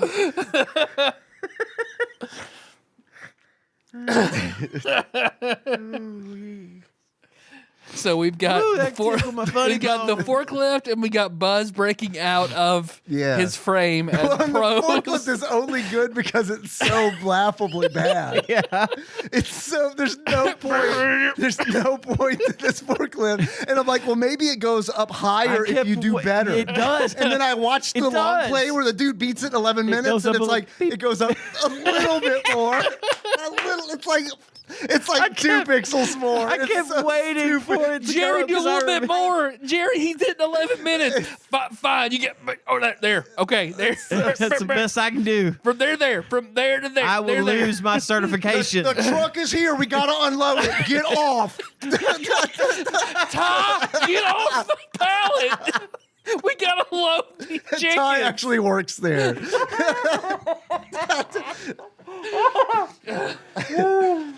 Buzz, put your uniform back on and help me unload this truck. You're supposed to be the supervisor this week. Come on now. Oh, God. That was good. Yeah, man, that's fucked up. I kept waiting because I remembered that from the game in the arcade, and it was money, and it was cool. I was like, oh, okay, it's kind Because of you manly. did go a little kinda bit higher in sexy. the arcade game, not a lot. You didn't like. I never made it to the top. Like maybe I've seen someone make it a quarter of the way that forklift, even in the arcade version. You guys got any achievements for this game? I have 7 Damn. achievements for this Like one game. for each deadly sin. Fuck, that's a good idea. No, but that is a really good idea. All right, you ready? Hit us. My first achievement is Zit Fighter. To get Zit Fighter, you play this game in the arcade as a teenager / young person, and just know that this is the absolute best that video game graphics will ever get. And if your parents won't buy it for you, they can go to hell. If you're in prison, break out. Is there a theme to these? Yes. Yes, good. My next achievement is Shit Fighter. There we go. Win any fight by spamming the same button combo over and over. I got that one. I unlocked that one. Me too. My next achievement is Split Fighter. Win every grudge match because you're playing against yourself, see? Yeah. My next achievement is Quit Fighter. And to get Quit Fighter, give up after losing the second fight with every single fighter. My next achievement is Tit Fighter. Hell yeah. AKA Get Fighter. Defeat all female opponents. My next achievement is TIE Fighter. You stole mine. I had that too. Win with TIE. Hey. Yeah, that's good. That's the fucked first up. I time we've didn't- had exactly Did you get that exact 100% the same achievement. Nice. Well done, sir. do another And one. my last achievement is Pit Fight Club. Play Pit Fighter, but don't talk about it. That's it. Nice. I've got a couple. I've been doing this without notes open. I better open them now. Okay. First achievement: forklift certified. In order to unlock forklift certified, just win a match and get on the pallet. Hard. So hard. My next achievement is audio meme. So please, I apologize in advance. Bear with me. Buzz's face pasted over Mo Sislak's face as he's throwing out Barney, who has CC's face pasted on him. And then Barney with CC's face immediately appears behind him. In order to unlock that, you fight the same dude. And then you're like, surely this is going to stop. And then he shows up a third time. CC can't be killed. Don't you know this? CC's too tough to give up. It's pride fucking with you, CC. Next achievement is Mr. Gary Stark, I don't feel so good. In order to unlock Mr. Gary Stark, I don't feel so good. Your body needs to turn grayscale while playing the SNES version of Pitfighter. Good. My last achievement is tried to go to Amsterdam. They threw us in Guantanamo. In order to unlock, tried to go to Amsterdam. They threw us in Guantanamo. Get caught smoking weed, and you're forced to listen to the only music track in the Pitfighter game for 24 hours straight. Torture. Truly. Not only is it one track, it's like 4 bars. That's looped. I mean, it's Not even, yeah. I just watched an episode of It's All Curb Your Enthusiasm where Bill Hader is on it and plays Bill Hader. all these different plays different characters. This like a foreign dude in all these different restaurants that refer themselves to each other.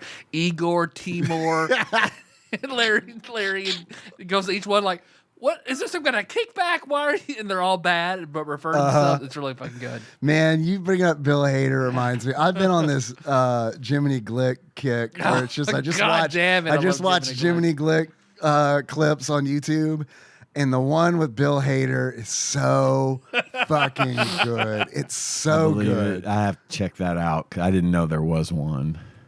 Speaking of, Melissa Only showed Murders in the Melissa showed Building me started. that the other day. That particular clip with Bill Hader. Yeah. Oh, I have to watch that for sure. Only, I was just saying, Only Murders in the Building started up Yep. season 4. I've seen the Yeah, first, I I've saw seen the the first 2 commercial for episodes. I have not. It's good. I'm It's gonna good. I'm It's gonna really get good. back into it though. I'm excited. You got any achievements? I had Ty. TIE Fighter. TIE Fighter, be named Tyler and play this game. Yo, There you go. That's There you nice. go. Then I had K-Nope. Play as Kano and lose immediately in the first match. He's supposedly, I've heard he's the hardest one to play as. I didn't realize this, probably. but like the character you select is also the difficulty setting. Are you Like serious? I Buzz is know supposed that. to be like the opponents are easier Oh, God, than I if had you him. play as Ty, who's like middle of the road, and then Kato is like the opponents are Oh, super man. hard. I had no a idea. much easier time with Ty than I did with Buzz. Well, maybe maybe It I'm could wrong. be. I had an easier time with Buzz. I started with Kato because I was like, oh, Bruce Lee is gonna this is gonna be the best. Yep. And then I got fucking wiped. Yeah. And then I played as Buzz. And there's a YouTuber I like a lot called Matt McMuscles, and he talks about like video games, and he's got a bunch of different series. And this is part of like his series he's doing of like the worst fighting games. And this actually came out like it's kind of a recent-ish video. I think it was like 3 months ago. And I remember he mentioned that in the video that like it's like a hidden difficulty. Damn. And then my last one is Andy Kaufman, intergender wrestling champion. Beat all the female opponents. Nice. We'll see what Flopsy has to fucking say about Pitfighter. Yeah, what do you think? I haven't looked it up. This has got to be a half star. It has to be. If anything, it's got to be. Yeah. Has to be. Half star, please. Or Can rates high. Excuse high, 1 star. Can we change this segment where we come together as a group to give one single rating and commonality? It'll be 1 star. You think it'll be 1 star? I don't. I don't think it'll be one half star. If they give half stars, They do give half stars. Like, yeah.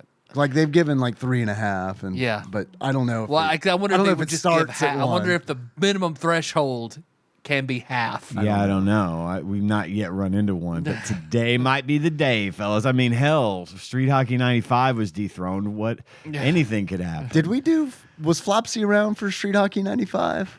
You know, I don't. I don't remember. I want to look. Let's look it up. Street Hockey. Let's start out with. Let's before start out with before that. we come to our Yep. All right. Because if it's not half a star, then the minimum threshold is 1. Right. Yes, exactly. So according to Flopsy, the Ultimate Nintendo Guide to the SNES Library 1991 to 1998 by Pat Conchi, courtesy Monster Ball Mike, and Shadow Mysterious Benefactor. Street Hockey 95. Good God almighty, what the fuck? 2.5 stars. Whoa. Wow. Please tell me who rated that. Who is the reviewer on that? Is it Kai? Is it fucking Kai? DG. DG.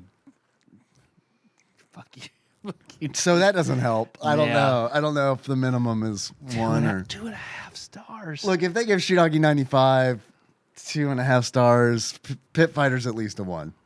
I'm coming off of that half star. It's a 1. I agree. Let's just 1 roll star. with 1. It had to be And common. I bet common because I mean we all heard of this, at least the arcade game.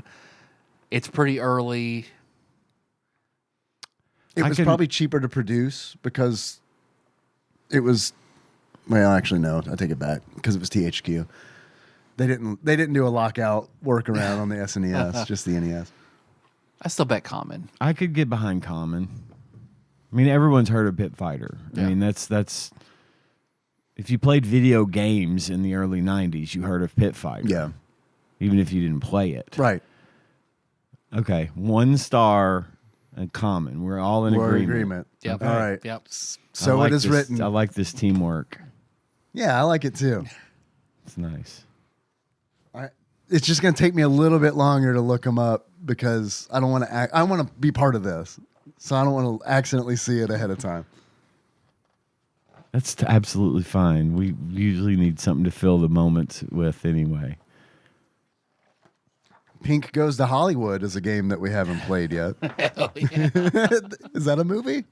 Like, They make movies in Hollywood. you talking about the Pink Panther? Uh-huh. I thought we did that one. I thought y'all did that. We did Chester Cheetah games. Yeah, too cool, too fool. I mean, you could watch.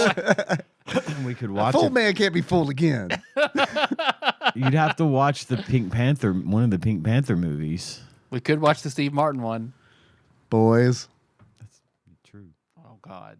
boys, Did we get it? I am happy to announce. It brings me great pride to announce that Flopsy gave Pit Fighter 1 star, and it is availability is common. Nice. Yes. We did it. This is how it has did to it. be. This is how we do it. This is when we work together as a team. We got it right in 1. Hell yeah. Hell yeah. I'm not even reading the reflections. We know it's bad. We know it's Yeah. bad. We don't need to be We told know what that. it's gonna Unless they specifically mention Street Hockey 95. I'm not interested. Oh, the thing, the money. Yeah, how much do you guys think Pit Fighter costs if you were to buy it? Like right now. Right used. now, used. On average, of course. According to what? Pricecharting.com. Okay. Oh, well, that makes it different. Not pricecharting.gg. not price charting the magazine. .eu. I don't know, like 84 francs? I fucking no clue. I'm going to say Kroner. $8. $8. $8. $5. $5. Very respectable guesses for a 1-star common video game. Actual retail value of Pit Fighter loose on average for the Super Nintendo, according to pricecharting.com at the time of this recording, is $6.19. Split it right down the middle. That's about right. I feel like that's about right. With free shipping. Ooh, yeah. Oh man, it would hurt so Shipping bad. to costs pay more shipping. than the game, probably. It depends, man. Would you buy this for $6.19 if you didn't have to pay shipping? Yeah. Just to say, I I've mean, got it's the worst game it's ever made for the kind of SNES. legendary. You Yeah. know what I mean? Yeah. It's kind of one of those. You'd where think it's- that bad rap that it has would cause it to be worth more, almost. Yeah, I think others are more well adjusted than I am. Yeah. And they're just like, yeah, I'm not going to buy that. I'm no dummy. I am.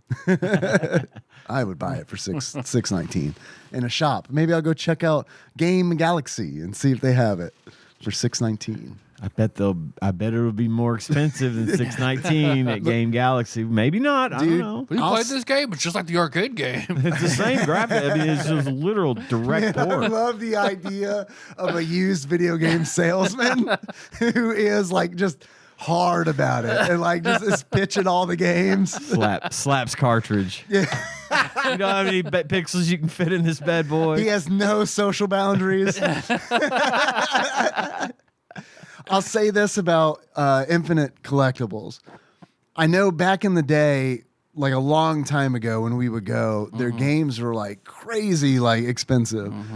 Recently, when I've gone, and when I say recently, over the past, like, I don't know, 3 years, I feel like they've been really good about like keeping up with price charting. It almost feels the like last 2 games I bought for you have been there, and they were fair. yeah, I feel like they're really like checking price charting and adjusting accordingly. Every time I meaning buy to- a copy of Illusion of Gaia for you, I go there. I don't always buy a copy of Illusion Gaia for Dave, but when I do, Which is more often than you might think. I buy it man, there. I was cleaning that room, and that copy of Illusion of Gaia. It was so I'm like funny 10 now. I don't because even- I was like, "Don't I own this already?" And I was like, "Oh yeah."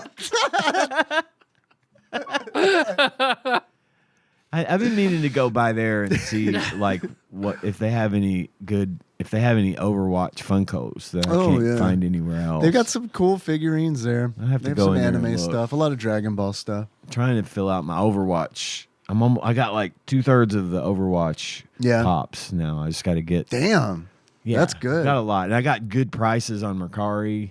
Some of the boxes don't look great, but I don't care about that. Any more people dying? Mercari seller side? Not that I know of. All Not right, that I that's know good. of. Stay healthy, friends. Yes. Tyler, Yes, Dave. I've had a lot of fun today talking to you boys about men that we would masturbate to and TV land shows That we would masturbate to. that we definitely masturbated to. And Pitfighter, of course. So bad we couldn't even go to the old format for it. We True. Just had to straight to the bitch. It went better this Yeah. way. This is what Right. This is what it deserved. Yeah, and it was good. I enjoyed this. This was freeform. I liked that a lot. I feel like it's been so long since we haven't done a movie with a video It's game. been many, many, many weeks. Yeah, Many I months. almost watched Bloodsport. Oh man, that's fucking good though. That is good. No, move file cabinets instead. Tyler, if you were to give this game a beard that sums up how you feel about it, what kind of beard would it be and why? The alleged blood spattered beard face of John Benet Ramsey's brother. Okay. Okay. You almost had me there. Oh boy. That's a dark beard, my friend. It is a dark. Yep, That's a dark beard, my friend. it's a 1-star beard. I'm not even sure that might be a half-star beard.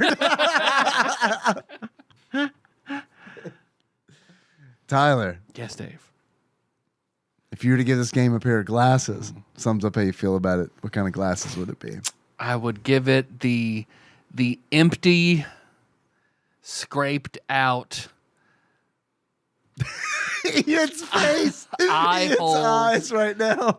of Walter O'Dim having his eyeballs freshly siphoned out and scooped out by spider limbs. Now, wait a minute. I didn't see that in the movie that we talked about on a Patreon episode, patreon.com/TADPOG. It's coming out. Boy, I enjoyed that conversation that we had. That was fun, fun, fun. Pretty sure Mordred is a black guy in a blue jacket. Who doesn't even come close to anyone's eyes. Skip ad in 15 seconds. There we go. I love it. Thank you. 2 scoops. Instead of the little son holding the scoops, it's a It's spider. a spider. Yeah. Eyeballs for the scoops. Eyeless He was Walter raping the O'Dim. ass, says the spider. Did we need to know that? As like a shrugging child. Answers on the back of the box. See, God, I hope King had pictured like Walter as his childhood bully, so he had to throw something weird in at the end to just. Oh, and P.S. He was raped. In the ass. by a stranger. No, actually by somebody he loved and cared for. That's worse. That is statistically more common. I don't know. Hold on. Let me ask somebody. What's worse? Steven, could you edit this part? No, it's important. It stays in. It's part of my process, What are the okay? boys debate on this week's TADPOG? Well, Now, look, it makes sense because I'm in the book, you see. I'm the voice of God, and he was raped. Hey, like that beam.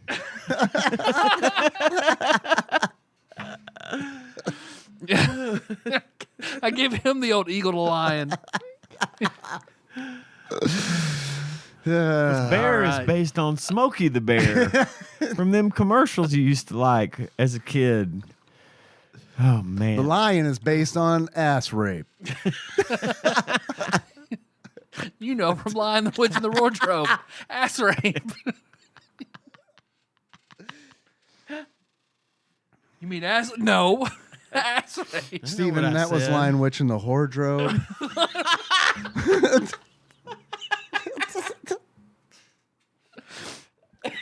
We just wrote a porn, ladies and gentlemen. Yep, we sure did. Sorry, Lion, bitch, in the Wardrobe. Sorry. Lion, bitch. That's the cringe I was looking for. Lion, bitch, in the Wardrobe. Featuring Yeah. Ass Rape, the Talking Lion.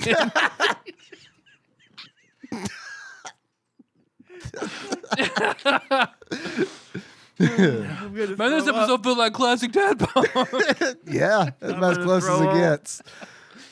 I might get a text message about that one.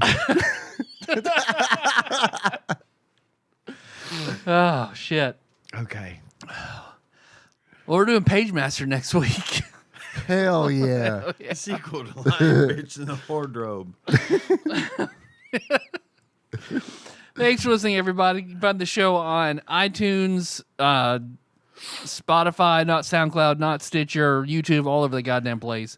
Lots of shit going on, but most importantly, we got that Patreon. Money, please. Money, please. Give us money at patreon.com/tadpog, and we will be grateful, and we'll spend it on stuff that we're not going to give to you. But we will give you a weekly show where we work very hard to entertain you. And those of you that have given us money, we are very grateful. Hell and yeah. hope, and hell yeah. And hope that you continue to do so. Yes, thank you. We have a list of executive producers. They're the fine folks who donate $20 or more per month to the show. I have no idea if this list is accurate, so I'm just going to keep reading it as is until I get around to figuring that out. We'll do an audit. We'll do it. It's a new month. It's a fresh month. It's a new business. It's time for new business. Mm-hmm.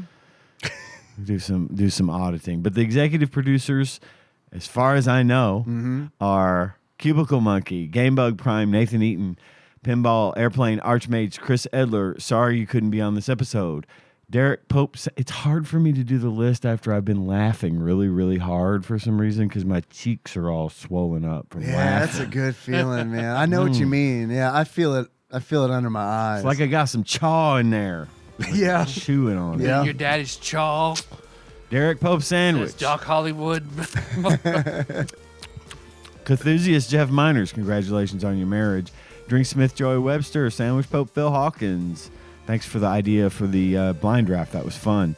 Louisville correspondent Princess Consuela, Banana Hammock, Flavor Trick, Taryn Dahl, and Canadian Turbo Nerd Thomas. And as always, thanks to Dane for putting our show up on YouTube each and every fucking week. Huh. And Canadian Turbo Nerd. Is he Tomas? Tomas, maybe. Maybe he's Tomas. Wonder what part of Canada we're dealing with here. Think about it. Interstates, Walmart. Thank you guys, everybody. Like I said, next week is Page Master, so we'll do the movie and the game. Our theme song is Move by Sigmar Drive. We'll do that track from thetronsheadbar.com. How you guys want to close it out? As Jerry. Yeah, thank you. So until next time, Tropical Capricorn. Get off the goddamn Battery's running out. TADPOG is hosted and produced by Tyler Holland, Dave Moore, and Ian Chandler. New episodes published Wednesdays each week and are available on Apple Podcasts, Spotify, and anywhere else podcasts are hosted. Have a question or comment for the hosts? Call us at 270-883-2555 and leave us a voicemail. If we like it, we'll play it on the show and respond. Want to send us something? You can do that at TADPOG Studios, care of Nicole Nance, P.O. Box 3785, Paducah, Kentucky 42002. If you absolutely must send us a food item, please use caution and good judgment when doing so. Tasty snacks that look or smell funky or are past their expiration date by the time we get to them will be thrown away. Bonus content is available at patreon.com/tadpog with a minimum donation of $1 per month. You can join in on the conversation by visiting our Discord at bit.ly/tadpog Discord. Registration is free and we'd love to see you there. Thanks for listening, and if you haven't already, don't forget to subscribe to our show so you don't miss an episode. Now, where did I put that stinger? Oh, here it is. I did a menu for a restaurant, a Chinese restaurant. I designed a menu for a Chinese restaurant called Frying Dragon. Oh my God. And I had to send an email because when I was proofing it out, I was like, is this real? And she was Asian. I don't know if she was Vietnamese or are you Chinese or Japanese? So I had to send a really fucking awkward email Carefully worded where it was email. like, here's the proof. I would like to confirm the name of the restaurant is Frying Dragon. It was. Do you remember? It's a good name, though. Do you remember the restaurant, the Chinese place in Lexington, Walk and Go? I don't. No. There was a place called Walk and Go. W-O-K? Walk and Go. And their ad said, "I know it's only Walk and Go, but I like it." Fucking loved that shit. They were terrible. The food was awful. Was it not good? No, it wasn't good. Our favorite Chinese restaurant in Lexington was literally called We Delivery.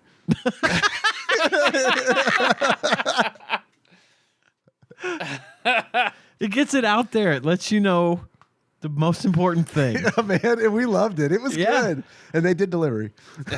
Back then, back when I lived in Lexington, there was a place that was like the first ever like DoorDash.